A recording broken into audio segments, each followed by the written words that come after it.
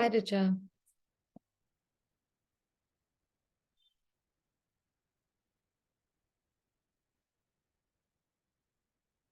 Hello, ma'am. Hi. We'll just say it 5 minutes Sure. till everyone comes in. Till then, do you have any questions that you'd like me to help you with? Not really, ma'am. I'm just trying my hand at various things. So I thought I'll just show you something. Okay. So I tried to make a sort of vase and, just a little bit of just blending. It was basically for blending purposes to try and understand Right. what Is looks it. so do you have a reference image of this one? Yeah, I do. So I didn't draw it to the T. It was basically just to, it was something at my home, at my place. Yeah. Nice. Right. Okay. Right. Very nice. So the reflection that you have made, Yeah. that is right in the center, and it is in such a shape that it almost looks like it's a hole. Got it. So just observe when you see that vase that you have, what is the shape of the reflection? Right. It is probably going to be, because it's textured also, it's going to be in some kind of an organic shape. And the edges may not be really dark and sharp. Okay. So it might be a little fuzzy. So there's each line or each shade is an indicator of something. Um, it's like a clue that our brain then uses non-verbally and decides what it is. So when you have very sharp edge, it becomes more like uh, and like a depression, and plus there's a dark edge right next to it, so it almost looks as if there is a hole through it and there is a shadow within the hole. Okay. Yeah. Got it. So even if you don't get the shape right, you use some of that information to create something similar. If you want to do shadows and highlights, those things would be similar. The shapes may be different. Right. How they interact with light will be pretty much similar. Right. Okay.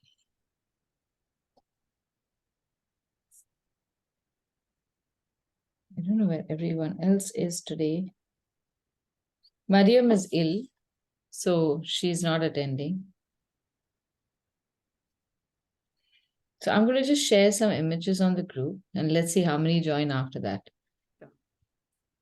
If not, then are you free tomorrow morning? At what time, ma'am? 9:30 to 11 for that batch. 9:30 to 11 would be difficult. I have a breakfast plan Oh, already. Yeah. okay, okay. Let's see. It's I okay. hope We'll so. figure something out. Sorry? I'm saying we'll figure something out. If there's any other slot apart from tomorrow, then we can. All right.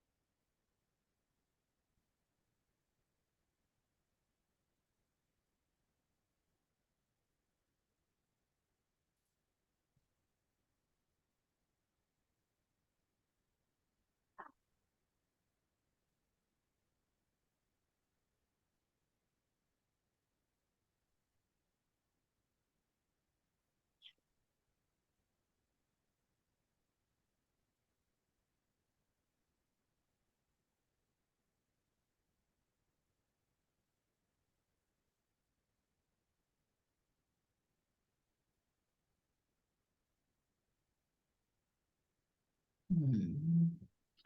All right. Let me share what I already have.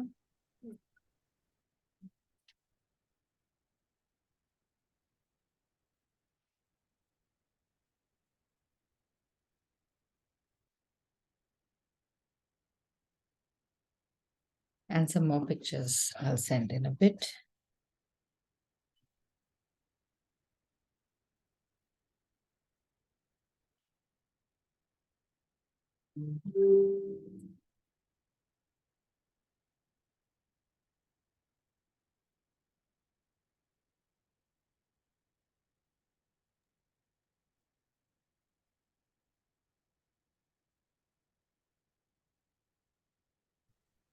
Oh wow, this is very interesting. Hmm. Oh wow. So today, the exercise was different kinds of textures with pencil. There's so many that we can do. Yeah, this sounds good.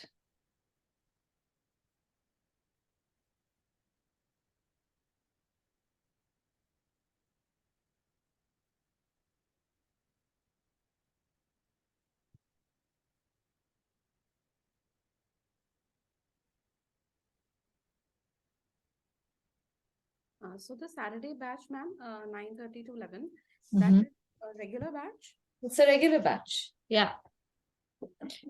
So this, for some reason, the Friday batch has just been lagging. Usually, there used to be some 15, 20 people in this batch. Right, right. And the regular ones, I don't know where everyone has gone. So Sarla attends, sees the recording. Devashri, I don't know why she's not attending today because it's already pretty late. Tepani and all. Today, I'll just ask on the group what's happening with the group, if people are going to continue or not, and then we'll take a call. So the reason I was asking, ma'am, was once I joined my office back, would you suggest that I do a Saturday class with you because that's a regular and because it's the same curriculum is followed in a Saturday. Oh, great, that works well. That I can do that. Most working people do the Saturday morning batch. Yeah.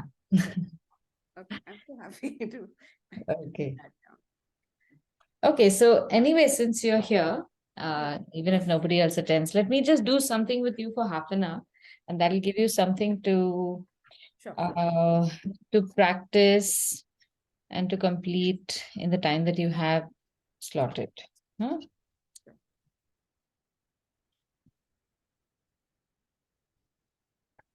So we've done metallic textures and we've done faces. And at some point we will be doing, I think, animals also. Next month we are doing nature. So in that there will be some kind of animals that we will do. So I'm not going to get into those textures. But there are lots of other textures that you can find almost every day. There's things like wooden textures or fabric, different kinds of fabric, textiles. All of them have got a unique texture of their own. So you can just take a sample of any of that and recreate that in pencil. And again, the reason I keep insisting on pencil is because this is the one medium where you are focusing on the form, the shape, the contrast, the range of tones. So this is like the base level hard work that you do, and everything about that becomes very easy. Right. So when we are working on this again, I'd like for you to move your hand very freely. Don't we're not looking at perfection. That's why all these objects are pretty much, I mean, they're inanimate. So it's not as if you're trying to make a face where if you make one line wrong, it's going to look like something ugly or like a mistake. All these are merely studies in tone and contrast and a manner by which, if you use the pencil correctly, you can recreate the same kind of three-dimensionality. Now, these are so easy to do. You can crumple your own paper or use any crumpled paper and draw this. Here again, any white fabric, just drape it anyhow, just plonk it on a chair and you get these folds. Ropes we usually don't have at hand, this nice thick ropes. You might look for pictures. But then often we have shoes and leather shoes. So similarly, when you're doing something like that, you will also be aware of texture in general outside. So even when you're sitting at someone's house and you come across a particular rug or a dari or a basket weave or something like that, instantly you'll say, okay, let me take a picture of this, and then you go back home and practice recreating that. Right. So Quite a few of these baskets at home. I'll try those. yeah. So the exercise is meant to be like a very free, liberating exercise. We'll start off with the paper. And again, don't make it too large. Just make it about this small, not too big also. And start off with like an overall shape. So look at the object and just look at the lines that it makes. On paper, you can see a lot of lines.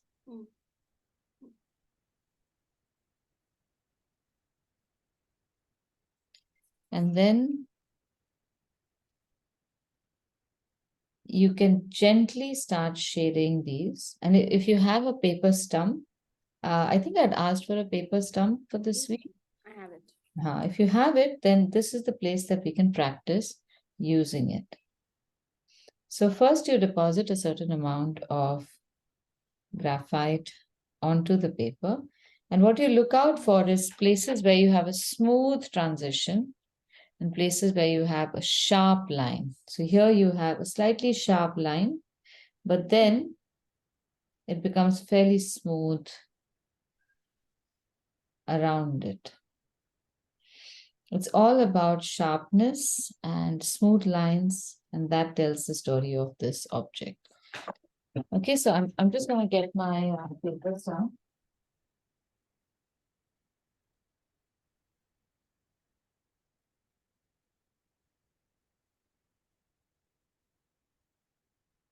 And this time around, we can use an eraser, but only to make almost like a negative line, not to erase as much as to make a white space. So now in this particular case, I'm gently going to rub over the graphite to smoothen that shape. But within this also, if you look very closely, there is a little lightness on the left and it's a little dark on the right. So I need to recreate that.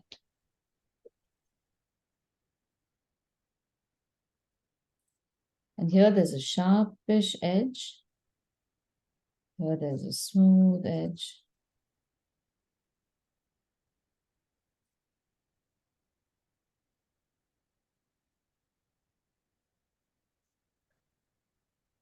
And then on the left,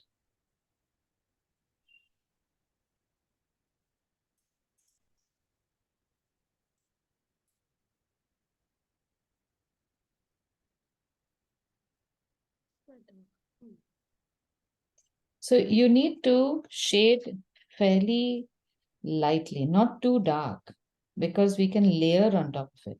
So don't put too much lead because then it's a bother. If you don't get the right shade, then you have to bother with removing it. Now here I will show you how in some places I need a sharp edge. So I'm going to twist my flexible eraser into a point and use this to remove the lead from a spot over here so that I get a nice sharp edge here. Then I'll dab a little bit with that. So it's not erasing as much as making it lighter. So there's two things, you press and pull or you just dab and remove. And then there's a little bit of graphite that comes onto the paper stump as well. So you can continue to use that to some extent to create another shadow. It doesn't always have to be pencil. If you want a nice smooth shadow, even this is fine. And then if you have a sharp pencil or you have a clutch pencil, you can give a very sharp edge. Because here I can see a sharp edge. The rest of the places, something like that should work. So the paper stump is not just a tool for blending, but also in a strange way, it can be used for drawing as well. Okay, now wait, now before you start this, I just realized that you're such a novice at this. Let's practice using the paper stump in the first place. Let's not go to the paper, crumpled paper in itself. So make 4 blocks about an inch or 2 centimeter by 2 centimeter. That's what mine is turning out to be.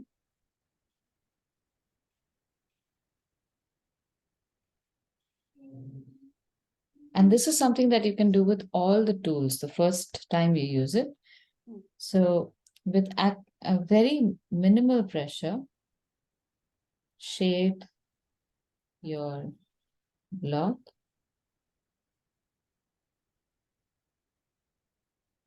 And then with maybe a clean side of the paper stump, not a used side. Or you can remove excess graphite by just rubbing. And now try to blend this and see what result you get.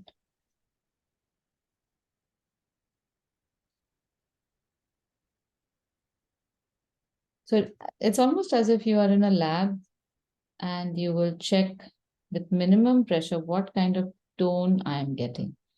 And you notice that this is a fairly dark tone. Once you've blended it, it becomes a few shades darker than the shade that it was when you first just did pencil. You also have some light shade on the stump itself, and that is a shade lighter than what you have here. So that is also worth noting, that the paper stump, after using it once, can be used as like a pencil also. Now let's try 2 layers. So suppose you shade very lightly in one direction, and then you use the same light in another direction, but paint shade only till about half. So I went all the way first and then went up to just half. And then start blending from the bottom up, because the bottom is just a single layer. So you start blending,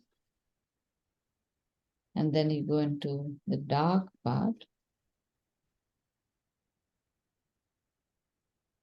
and see if you can get a nice smooth transition.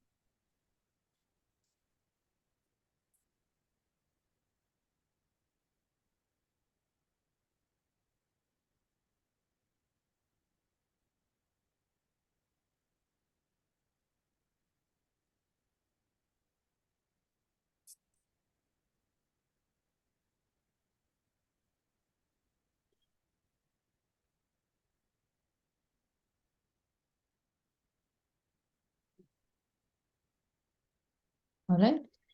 Now the next one, we are going to try alternating the drawing and the blending. So let's shade lightly and then blend.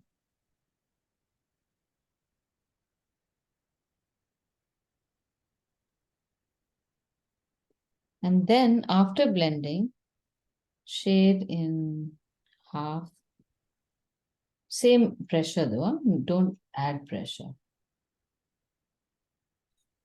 And then now you can blend this from the dark side itself, it doesn't matter. But remember to blend it into the light part as well. So you'll have to pull it down into the light part a little bit. And then again, with same pressure in the top 1/3. And then we blend it again.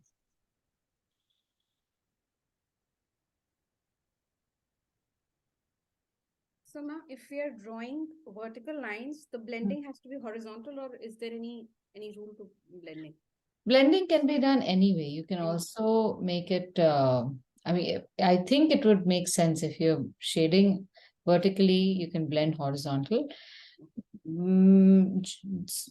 I think it's just a matter of understanding the logic behind it. The blending will just spread the pencil onto the areas adjacent to where the pencil has made contact with the paper.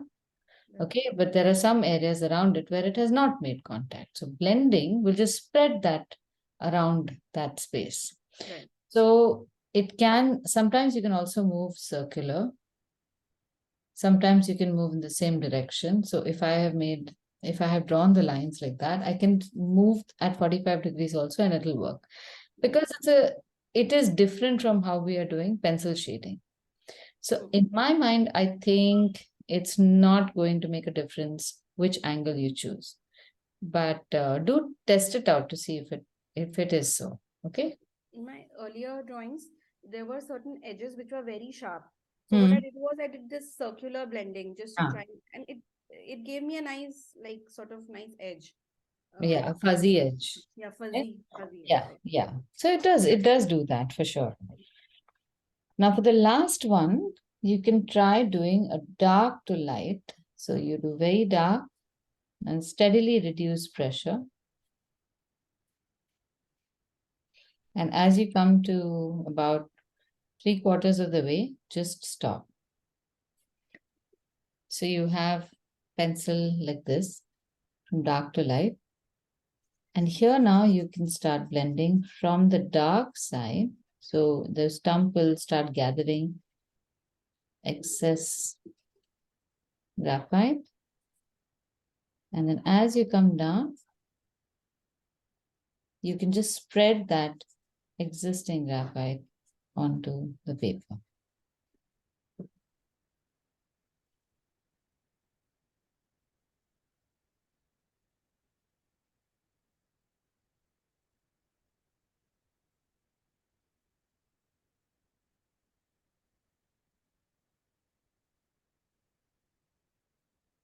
So these are the different ways in which we can use pencil stumps.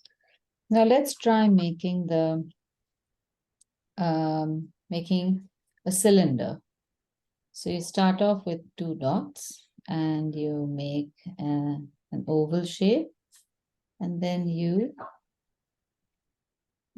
make 2 vertical sides. Let's see if I can stop here. Oh.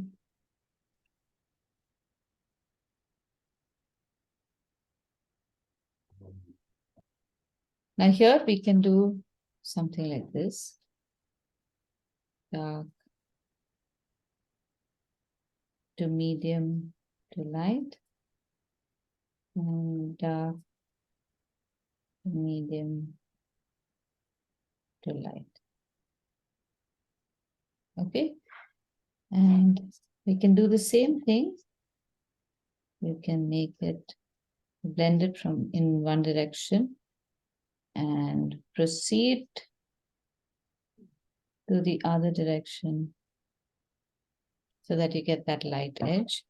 And if you want, you can also go over the second time round from the other side and come back into this. Now, the fun bit that you can do here is take this eraser again, and sometimes you get a very hard eraser, which is like a clutch pencil. I realize now I can buy that for this effect. So you need a hard-edged eraser also, with which you can make reflection like this. So you actually pull out the graphite.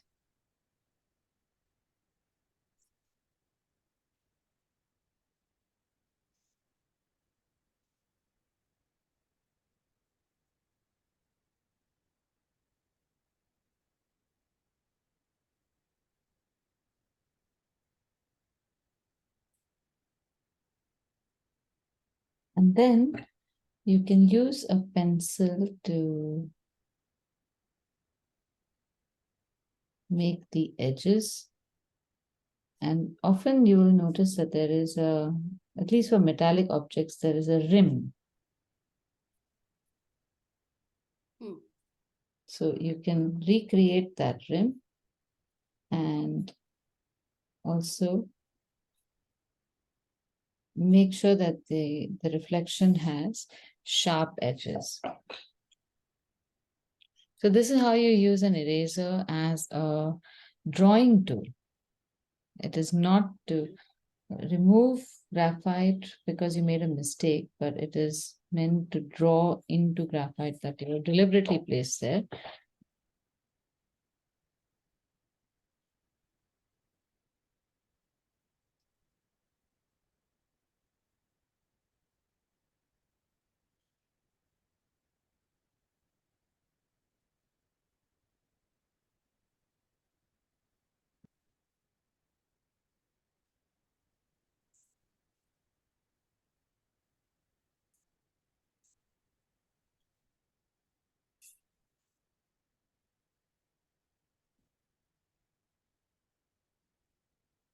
Okay, once you're done with this, do you want to attempt that paper? Yes. Crumpled paper? All right, okay.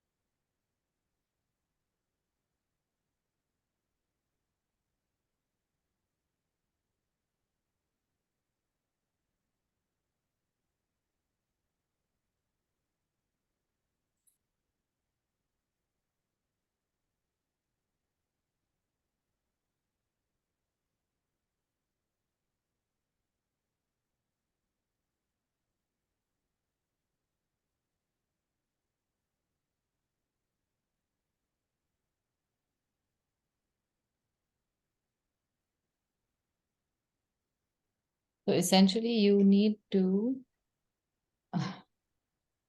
draw every small part of the paper and then shade it according to its tone. So look for the shape first. Break everything down into shape and shade. And don't shade anything more than a medium dark shade in the beginning till the very end.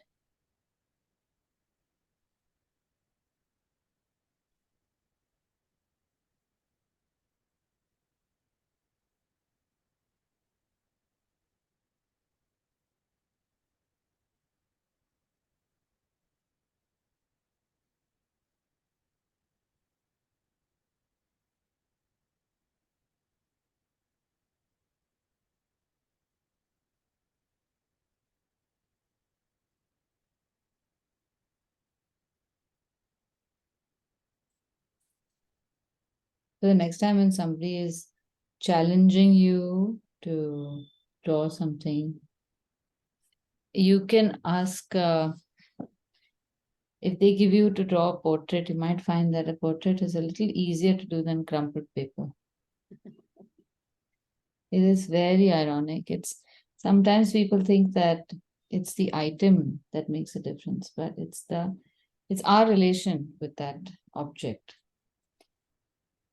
So this can be a little tough, but it's a great exercise in tonality.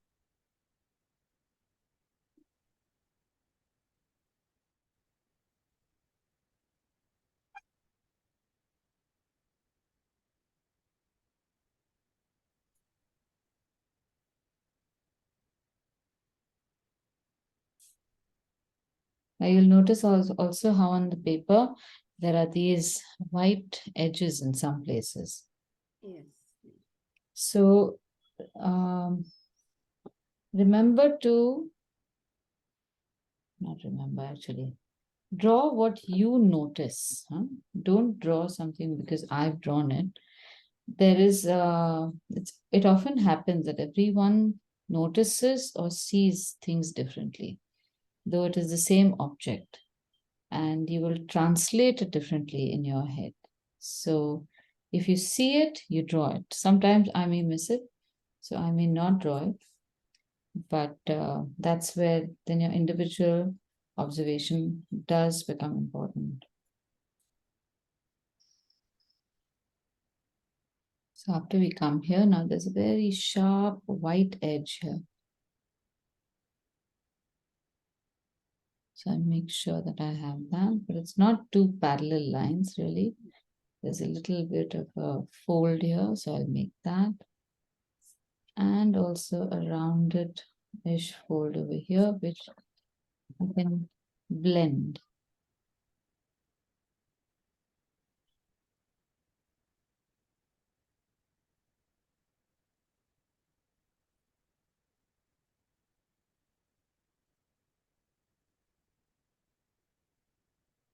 The best bit about paper is the only thing that if we get a few of the shapes big or small, it's not the end of the world. But it's a nightmare sometimes trying to remember what you have drawn and what you were drawing. So that part is also necessary because it helps you develop a certain system of how your eye travels through all this information.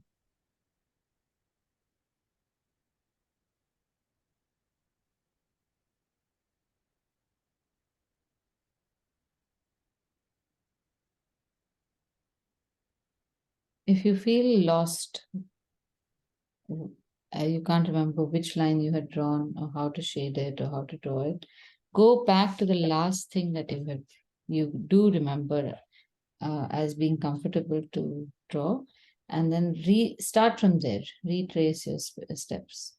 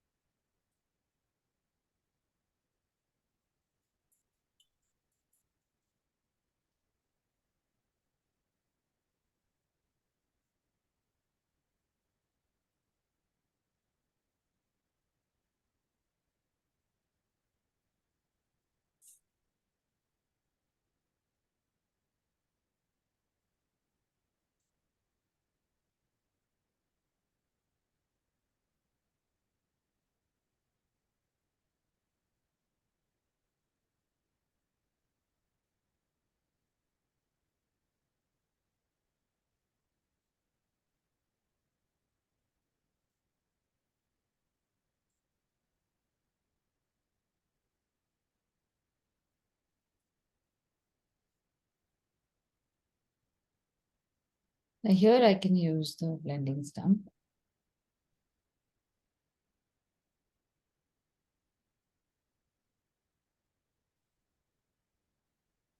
And blend the dark into the light.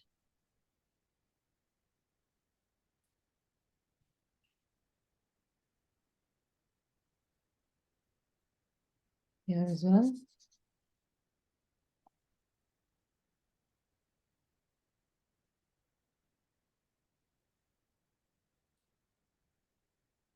Right, this is more difficult in drawing a face.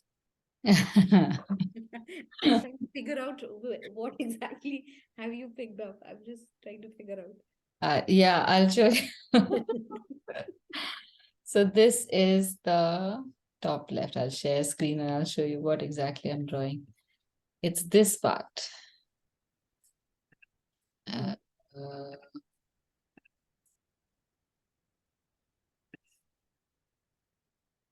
Right. but the best bit is that all of this just emerges. The first few lines you make doesn't look like anything, but you have to just remain tenacious. And the more you do it, the more suddenly now with all these things, it starts becoming more an object that you can understand. Right. Now here, what do we have? A line that goes straight up. Oh.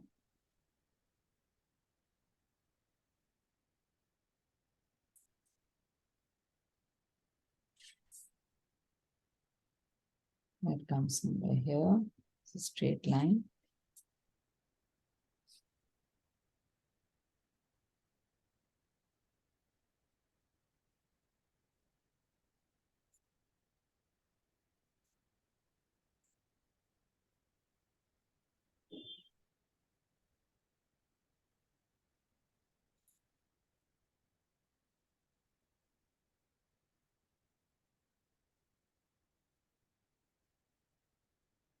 And then here, it becomes really dark again.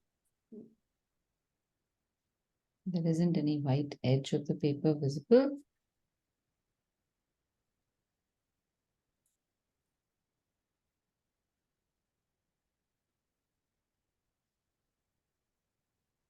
Now notice how the reference image also has deliberately been lit a certain way so that it casts shadows in different directions, and it'll be dark in some places, light in some places.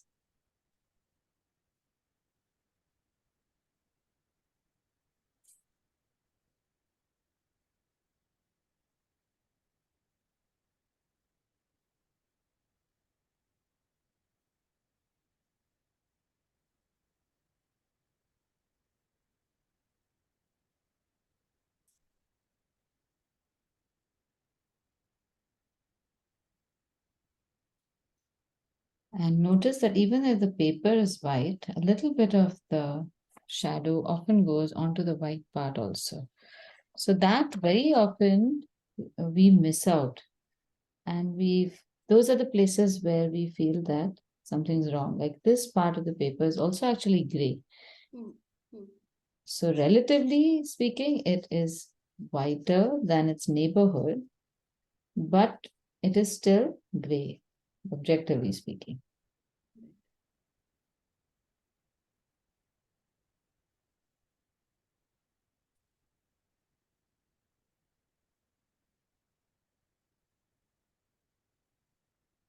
And here it's becoming fairly dark. I don't want it to be this dark. And also I think the transition is slightly higher. So I will first address the gray patch, the shadow.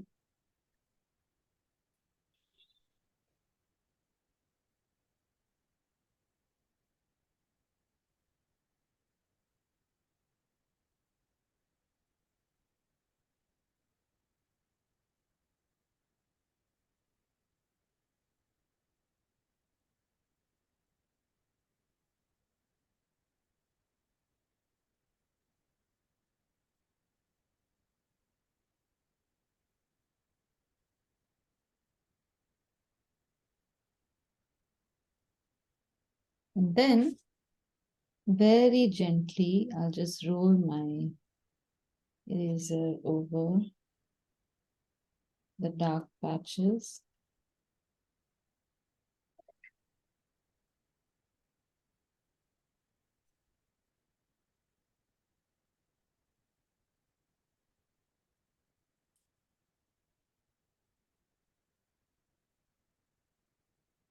And blend it further.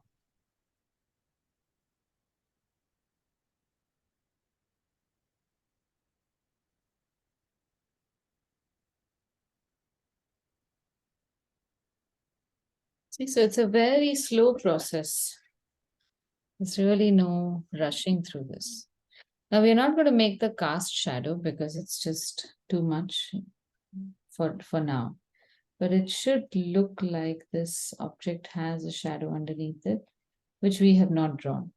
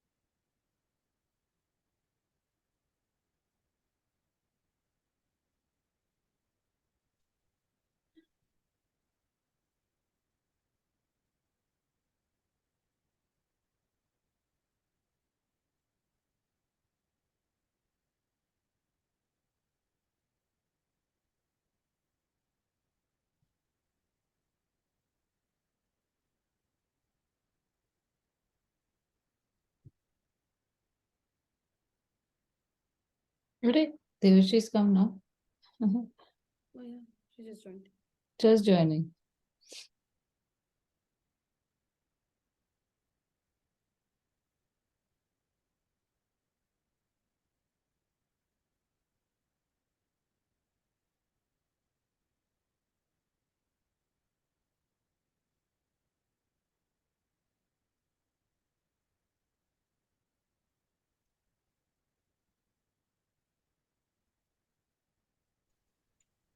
Hi Aditi, I'm little late Hi, because Devashi. No, out, but huh. I'm so tired that I will just watch today.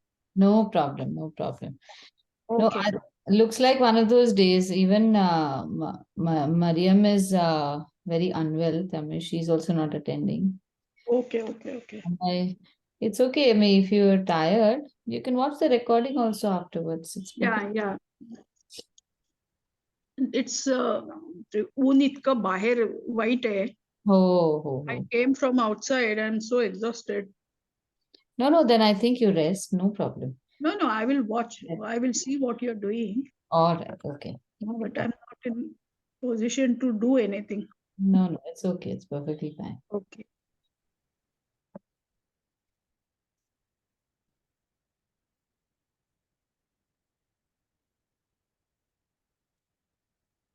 So, Recha, you can continue this also because this is the same process. Right.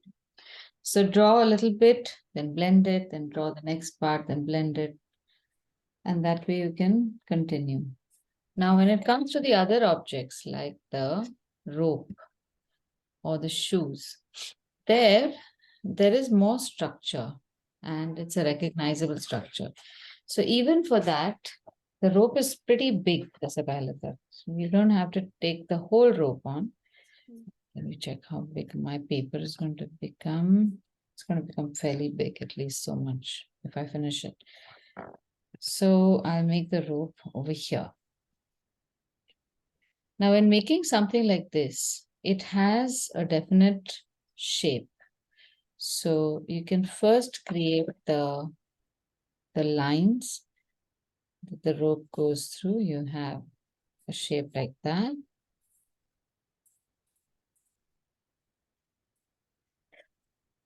And then you have some kind of shape or the rope coming from here.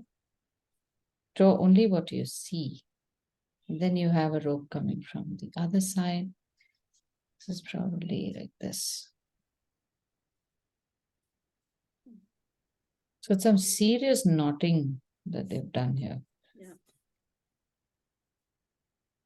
So first you draw the lines of the parallel lines of the rope as you can discern them. And then there's some stuff happening in the back over here, which if you can't see it, then ignore it for the moment. And then I would also recommend making a frame around this because then you have some kind of context. Otherwise, this just becomes like it just grows into some shape that you can't control. So I shouldn't start with the frame. I should first make the basic drawing and then do the Yeah. frame. I always recommend making the drawing first and then the frame. Right. That's simply because we're still we can still make a lot of mistakes in estimating how our lines work. So when we make a frame, we are stuck. You don't want to be stuck with the frame. So it's best to first make what you have to trap in the frame, and then it's easy to make a frame that you can adjust to that shape. Now, once you've drawn this, then you draw the partitions. So you start off with the basic shape.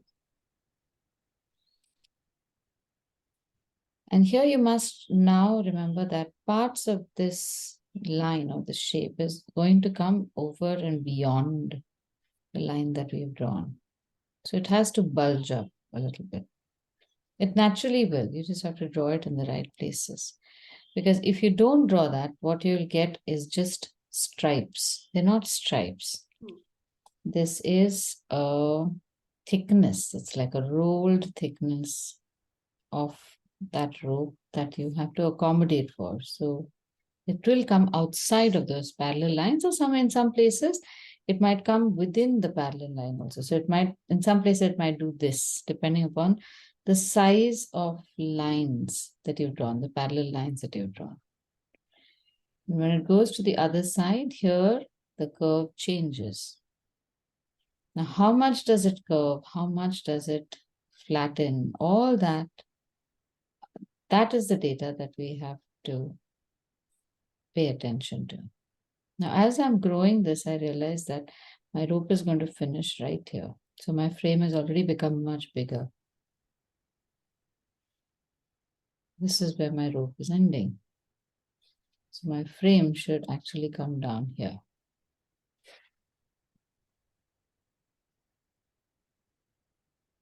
Again, this. So yesterday I had a call with somebody who is a student, but who has been a little miffed. She wanted to learn watercolor.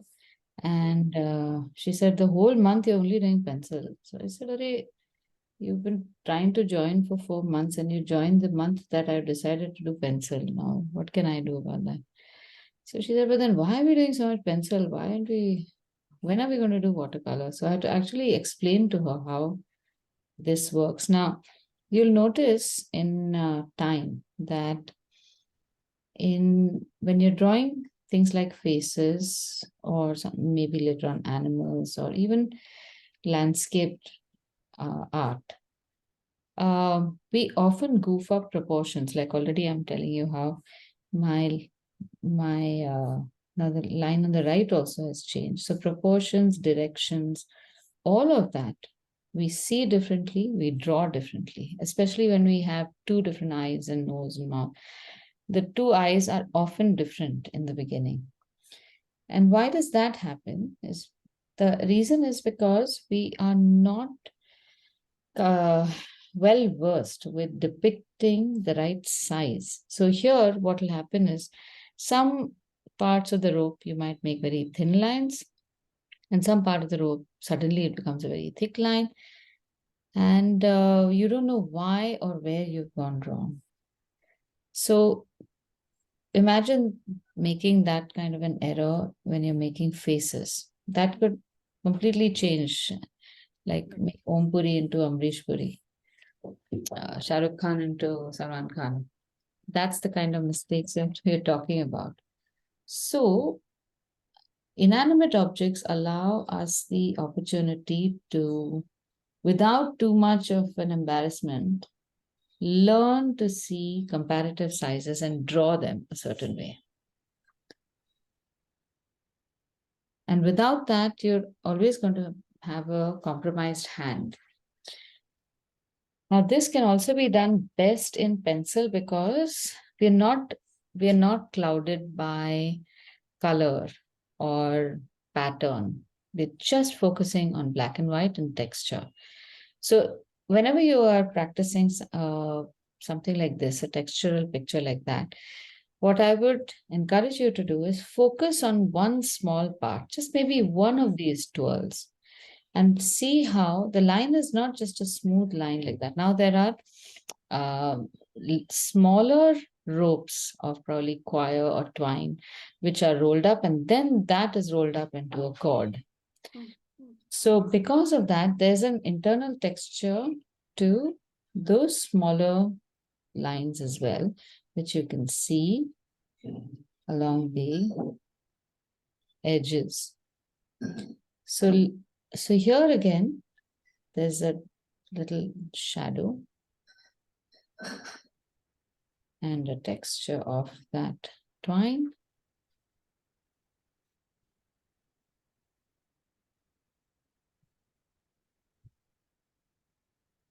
And there's some loose ropes which you can just make like a fuzz. And you can. Now remember, every time you add detail, some of your proportions might require adjustment. And as I'm going along, I'm also shading.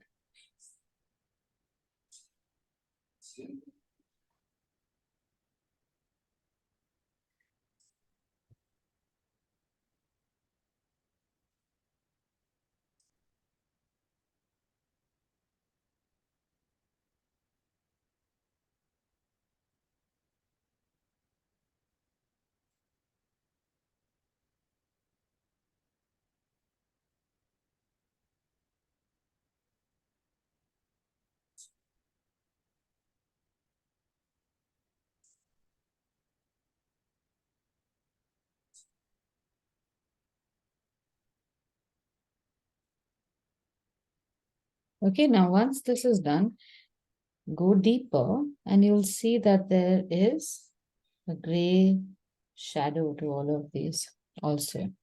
It doesn't end here. So some of it is a smooth blended shade, or it might be a very sharp line, or a line texture also. And it's not universal. It's not like all the bottoms have got the same shade. So here it's a little darker. It's a little darker here.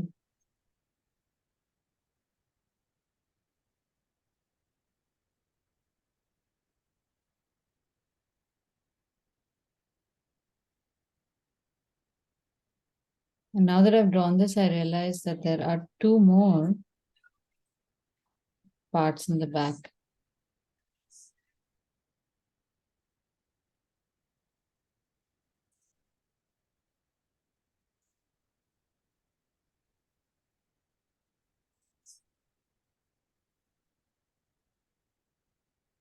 And there are two shadows. One is a darker shadow and one is a lighter shadow.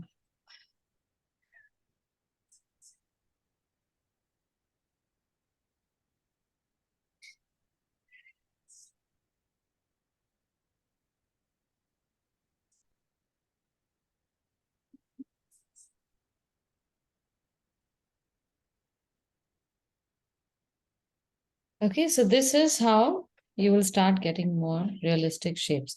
Now, this shape is incomplete until we make the shadow at the bottom. So this is, which one is this part? Yeah. Yeah, and then you have, so the true nature of this loop becomes evident after you do the loop below it.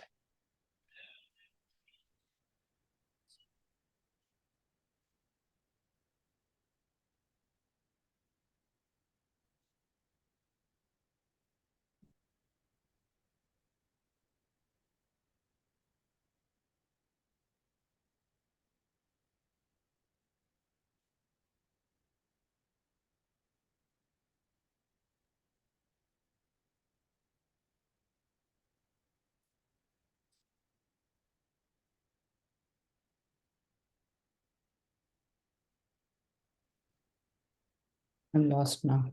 Damn. Because I'm drawing it through this. Oh, then I have to draw this.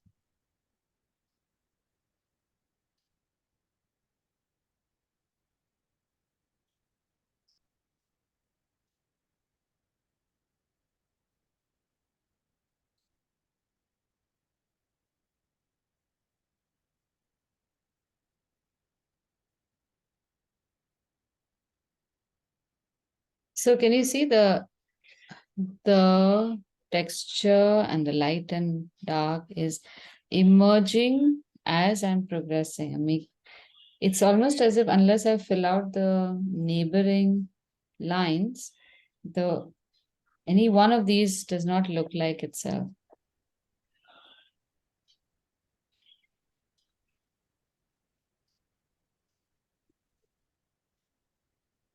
It's looking beautiful. Oh, this is such a mesmerizing exercise. You can just get lost in. Yeah, I know. This is like one of those khana pina sodun weight laglas. Yeah, I can do that. I've done it. Yeah.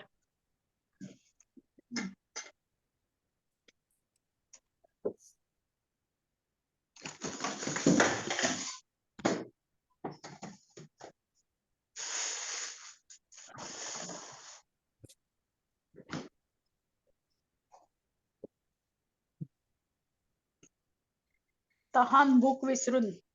Tan book. Oh. But I'm fully capable of that. I know. I often have said that food and sleep. I would have loved to have gold for food and sleep. I love sleeping when I sleep, and I love to eat also. But if the goli asti, that would have been so much better. I know. I like to do craft also. Ah, Doing that also, I really get engrossed completely. that's very good. I think it's a very nice thing to find something that can engross you like that. Yeah. It's very I stitch also, but not clothes or anything.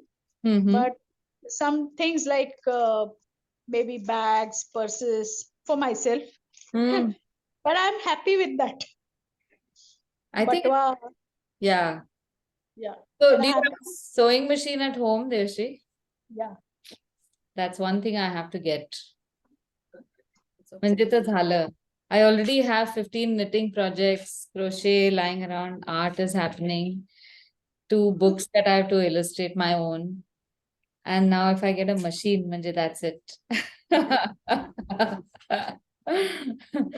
Great But luck. that is really amazing, and you really have a quality time with all these things. Yeah.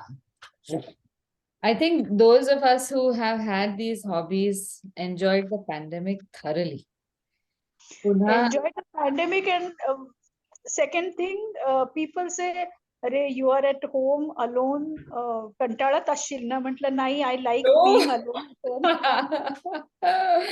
आणि most importantly, no obligation. त्यांना भेटा, nothing. You just call on the phone and finish it off. And I'm very my family is very Chill. nice.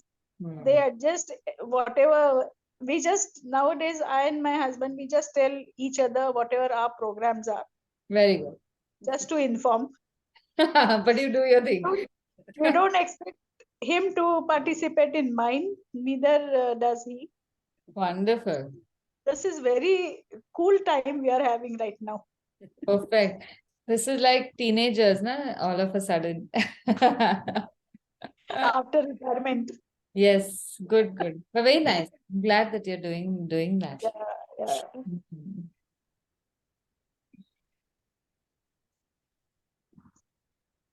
Right, ma'am. So I'll continue this and I'll share it because I think it's going to take some time. I Yeah. just wanted to quickly just run by you few things that I've learned Huh. so that, if there is something that I am, because I literally starting from zero. So one of the first things I learned, when I'm starting to draw is to draw a basic shape that I see and then fill in the details one by one. Hmm. And the granular details will come at the end, whether it's like a difference in shade or whatever. So have I got that right? One starts with a shape and then starts going. I would say take it case by case. In some situations, it makes sense to make the overall basic shapes and then start filling in. But I've often found that the guidelines are merely guidelines. So when you do start filling in the detail, at that point, start from one section where you are reasonably confident that you've got the shape and proportion as accurate as you can. And then once you start shading, filling details from that point, the guidelines can be moved. Okay. So they are, after all, just guidelines. You have to remember that.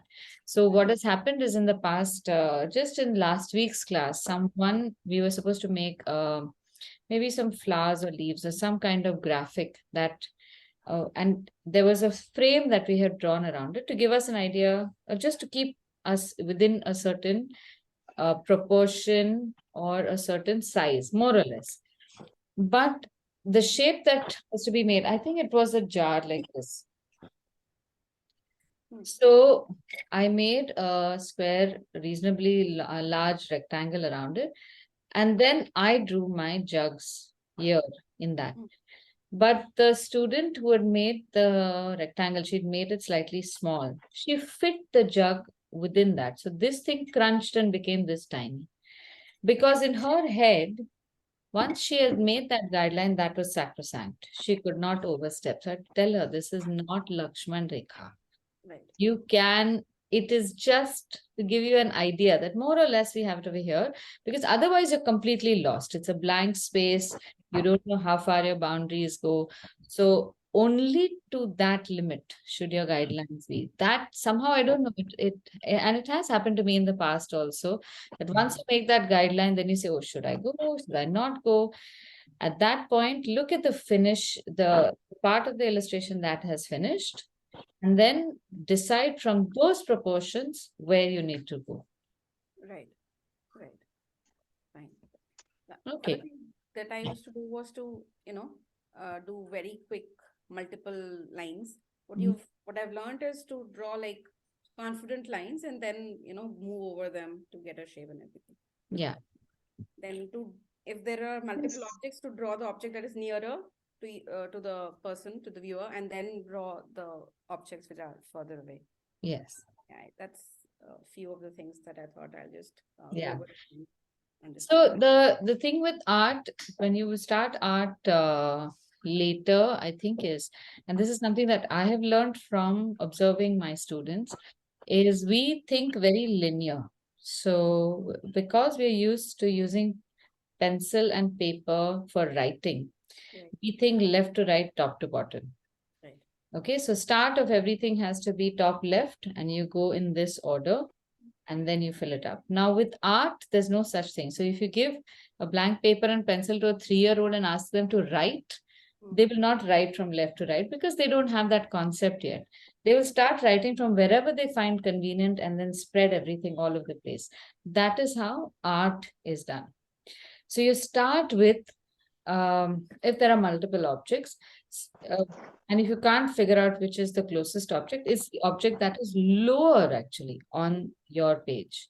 Right. Start from the lowest object because that is in the foreground, and from there you go higher and higher and higher. And as you do that, you will be overlapped. Those objects will be overlapped by the foreground objects, and you build up the whole background.